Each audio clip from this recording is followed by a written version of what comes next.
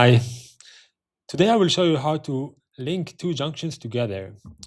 Previously, we discussed the lane simulation mode, which is used in more advanced, more complicated layouts where we have uneven flows or more complicated layouts where we have more complex situations or untraditional layouts where the usual traditional Piccadilly might not be the best option. So to link two junctions, we can only do it in the lane simulation mode, which I'm shortly gonna introduce you. And the way we do it is basically press here, lane simulation mode, and then we can just close the window. Well, then we can add a second roundabout. So I'll just go here, add a new junction.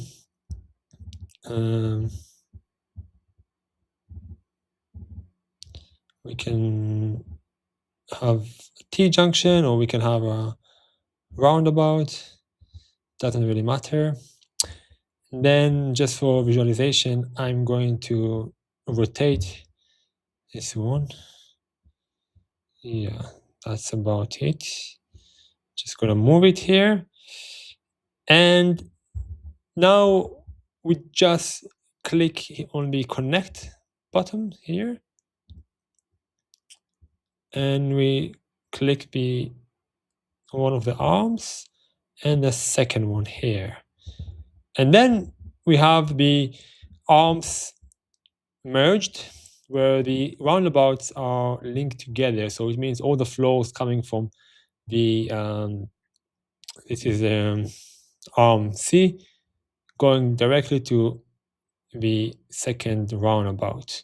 So when you insert the traffic flow data, it will take into account that the roundabouts are linked together.